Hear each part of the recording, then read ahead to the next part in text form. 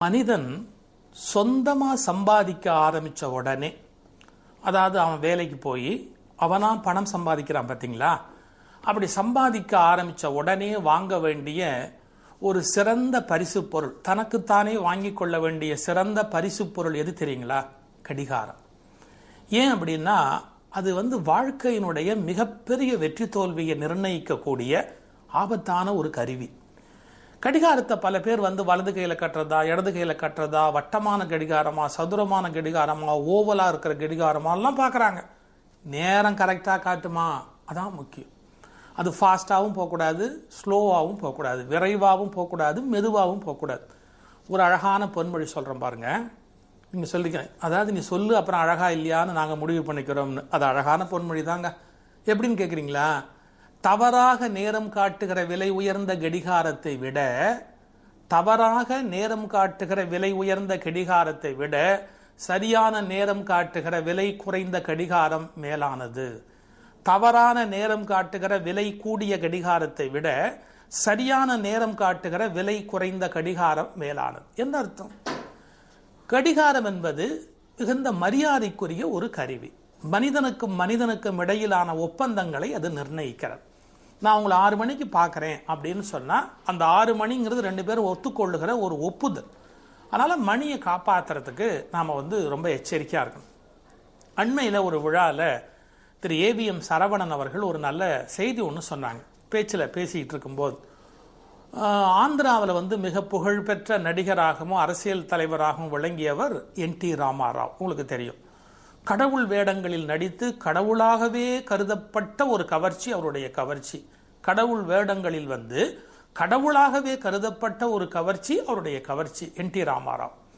அந்த என்டி ராமாராவ் அவர்களை ஏவிஎம் நிறுவனத்தினுடைய சார்பில் ஏதோ ஒரு சினிமாவுக்கு ஏற்பாடு பண்ணணும் அப்படின்னு முடிவு பண்ணி அவருக்கு தொலைபேசியில் பேசினாராம். ஐயா, உங்களை நாங்கள் புக் பண்ணணும் அப்படிங்கிறதுக்காக அவருக்கு பேசியிருக்கார். முதல் விஷயம் என்ன, அவரே ஃபோன் எடுக்கிறார். நேராக ஃபோன் அவர் தான் எடுக்கிறார். ஏன்னா விஷயத்தை டக்குன்னு முடிக்கணும் அப்படிங்கிறதுக்காக சுற்றி வளைச்சு ஃபோன் போல. என்டி ராமாராவ் எடுத்த உடனே ஏவிஎம் சரவணன் சார் சொல்கிறார், நான் அவங்கள புக் பண்ணணும் சார் ஒரு சினிமாவுக்காக அப்படின்னு. 4:30 மணிக்கு நாளைக்கு 4:30 மணிக்கு நீங்கள் என்னை சந்திங்க அப்படின்னார். நம்ம என்ன நினைப்போம்? அதே தான் சரவணன் சாரும் நினச்சிருக்கிறார். என்ன, சாயங்காலம் 4:30 மணிக்கு நான் எங்கே வரணும் அப்படின்னு கேட்டிருக்காரு. என்டிஆர் சொன்னார், சாயங்காலம்னு உங்களுக்கு எப்போ சொன்னேன்? 4:30 மணிக்குன்னு சொன்னேன். நாளைக்கு காலையில் 4:30 மணிக்கு என்னை வீட்டில் பாருங்க அப்படின்னாராம். யாரையாவது சந்திக்கிறதுக்கு அப்பாயின்மெண்ட் காலம்பரை 4:30 கொடுப்பாங்களா? யோசிக்கணும். கோயிலுக்கு போகிறவங்க தான் காலைல 2 மணிக்கெல்லாம் எந்திரிச்சு, திருப்பதி கோயிலுக்கு போகிறவங்க குளிச்சு எல்லாம் ஒரு 2-2:30 மணிக்கெல்லாம் எந்திரிச்சு போவாங்க, நம்ம பார்த்துருக்குறோம். ஆனால் என்டி ராமாராவ் அவர்களை பார்க்கணுன்னா காலையில் 4:30 மணிக்கு வாங்கோ அப்படின்னு சரவணன் சார் சொல்கிறாரு. இது என்னது, காலையில் 4:30 மணிக்கு யாருமே அப்பாயின்மெண்ட் கொடுக்க மாட்டாங்களே, இவர் இப்படி கொடுத்துருக்குறாரு அப்படின்ட்டு. சரி, என்ன பண்ண முடியும், அவர் கொடுத்த நேரத்தில் தானே அவரை பார்க்கணும். காலையில் குளிச்சு ரெடி ஆகி கரெக்டாக 4:30 மணிக்கு அவர் பங்களாக்கு போயாச்சு. போன உடனே அதில் அடுத்த ஆச்சரியம் காத்து இருந்ததுன்னார். அதான் இன்னும் டாப். என்ன, ஒரு ஷூட்டிங்க்கு போகிற நடிகர் எப்படி மேக்கப்போட ரெடியாக இருப்பாரோ அப்படி ஷூட்டிங்க்கு ரெடியாக இருக்கிறார் என்டிஆர். எப்போ? அதிகாலை 4:30 மணிக்கு குளிச்சு மேக்கப் போட்டு ஷூட்டிங் போகிறதுக்கு ரெடியாக உட்காந்துருக்கிறாரு. விடியற் காலை 4:30 மணி. பாருங்கள், வாழ்க்கையில் முன்னுக்கு வந்தவங்க எப்படி நேரத்தை பாதுகாத்துருக்கிறாங்கங்கிறதுக்கு இது ஒரு அடையாளம். இழுத்து போத்திக்கிட்டு தூங்குறாங்க பல பேர். காலையில் 8 ஆனாலும் தூங்குறாங்க, எப்போ சான்ஸ் கிடைச்சாலும் தூங்குறாங்க. நல்ல பொழுதையெல்லாம் தூங்கி கழித்தவர்கள் நாட்டை கெடுத்ததுடன் தானும் கெட்டார்னு பாடுறோம். ஆனால் எவ்வளோ பெரிய உண்மை தெரியுங்களா அது? இன்னைக்கு இளம் பிள்ளைகளுக்கு இருக்கிற மிகப்பெரிய கஷ்டம் தெரியுமா? காலையில் எந்திரிக்க முடியல. ஏன் எந்திரிக்க முடியல? காலையில் ஏன் எந்திரிக்க முடியல? ராத்திரி சாப்பிட்ட சாப்பாடு, அப்புறம் ராத்திரி பார்த்த ஏதோ ஒரு அந்த டிவி ப்ரோக்ராம், அப்புறம் ராத்திரி நிறைய நேரம் டெலிஃபோனில் செல்ஃபோனில் மற்றவங்கள்ட்ட பேசிக்கிட்டு இருந்த அரட்டை, இப்படி ஏதோ ஒரு காரணம். ராத்திரி நம்முடைய பொழுது கழிகிறது, நம்முடைய மூளை ஓய்வெடுக்க முடியாதபடி ஏதோ துன்பப்படுகிறது. அப்படி இருந்தால் காலம்பரை எந்திரிக்க முடியுமா? முடியாது. நீங்கள் இரவு சாப்பிட்ற சாப்பாடு உங்கள் தூக்கத்தை நிர்ணயிக்குது. இரவு நேரத்து உணவுங்கிறது இப்படித்தான் இருக்கணும். ரொம்ப அதிக காரம் இருக்கக்கூடாது, அதிக புளிப்பு இருக்கக்கூடாது, அதிக எண்ணெய் இருக்கக்கூடாது, அதிகமாக இருக்கக்கூடாது. இப்போ அந்த மாதிரியான ஒரு சரியான உணவை நாம் ஒரு 7-7:30 மணிக்குள்ளே சாப்பிட்ருவோம் அப்படின்னா காலையில் எந்திரிக்க முடியும்.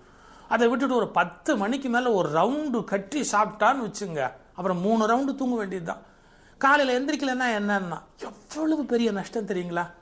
அதிகாலை எழுந்திருக்கிறவர்கள் மிகப்பெரிய வெற்றியை வாழ்க்கையில் சம்பாதிக்கிறார்கள்.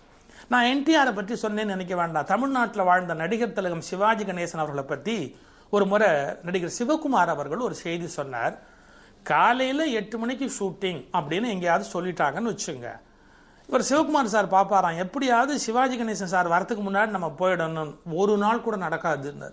8 மணிக்கு ஷூட்டிங்னு சொன்னால் 7:45 மணிக்கு மேக்கப்போட சிவாஜி சார் உட்கார்ந்துருப்பாரு. ஒருத்தர் பீட் பண்ண முடியாதவரை, வாழ்க்கையில் நடிப்பில் தன்னை யாருமே தாண்டி போகாதபடி வெற்றி பெற்றவர் சிவாஜி கணேசன். அவ்வளவு பெரிய வெற்றி அவருக்கு ஏற்பட்டதுக்கு என்ன காரணம்னா தொழிலில் ஈடுபாடு. அது மட்டும் இல்லை, என்னன்னா கடிகாரத்தில் கவனம். தான் மிகச்சரியாக அந்த மேக்கப்போட 8 மணிக்கு ஷூட்டிங்னா 7:45 ஸ்பாட்ல ரெடியா இருப்பாரு சிவாஜி கணேசன் சார்.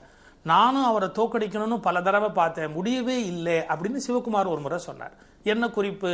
கடிகாரத்தை சரியாக பேணுகிறவர்கள் மிகப்பெரிய வெற்றியை வாழ்க்கையில் சந்திக்கிறார். அதனால தான் நான் சொன்னேன், என்ன சொன்னேன், ஒரு மனிதன் சம்பாதிக்க தொடங்கிய உடனே முதலாவதாக வாங்க வேண்டிய மிகச்சிறந்த பரிசு பொருள் கடிகாரம் தான். ஏன் அப்பா வாங்கி கொடுக்கூடாதான்னா, சில அப்பா வாங்கி கொடுப்பாங்க, சில அப்பா அப்பெல்லாம் வாங்கி கொடுக்க மாட்டாங்க. இப்போ நாங்கள்லாம் சின்ன பிள்ளையா இருந்தபோது எங்கள் அப்பாட்டெல்லாம் வாட்ச் கேட்டோன்னு வச்சுக்கோங்க, வாங்கி கட்டணும். எது? வாட்சை வாங்கி கட்ட முடியாது, திட்ட வாங்கி கட்டணும். உனக்கு என்னத்துக்கு வாட்சு, எதுக்காக வாட்ச்? என் ஃப்ரெண்டு ஒருத்தர் வேலைக்கு சேர்ந்துட்டார், சம்பளத்தை அப்பாட்ட கொண்டு போய் கொடுக்குறாரு. பள்ளிக்கூடத்து வாத்தியாராக ஒரு வேலைக்கு சேர்ந்தார், சம்பளத்தை கொண்டு போய் அப்பாட்ட கொடுக்குறாரு. அப்பாட்ட கேட்குறாரு, அப்பா வாட்ச் வாங்கி கொடு அப்படின்னு. எப்போ 3 மாதம் சம்பளத்தை கொடுத்துட்டு 4ஆம் மாதம் கேட்குறாரு, பள்ளிக்கூடத்துக்கு போகிறதுக்கு லேட் ஆகிடக்கூடாது, வாட்ச் வாங்கி கொடுன்னு. அவங்க அப்பா எவ்வளோ பெரிய ஆள் பாருங்க. எதுக்குடா வாட்சு? தெருவில் அவன் கட்டிக்கிட்டு அலையிறான், எவனை கேட்டாலும் டைம் சொல்லுவான்டா, மணி என்னன்னா சொல்ல மாட்டான். தெருவில் இறங்கு, மணிக்கூண்டு இருக்கு, பள்ளிக்கூடத்துக்கு போனால் பள்ளிக்கூடத்தில் இருக்கு, அவன் வாட்ச் கட்டியிருக்கிறா, அப்போ நீ என்னத்துக்கு கட்டுறது? பாருங்க, ஒரு வாட்ச் வாங்கி கொடுக்க அந்த காலத்தில் அவ்வளோ யோசிச்சிருக்கேன்.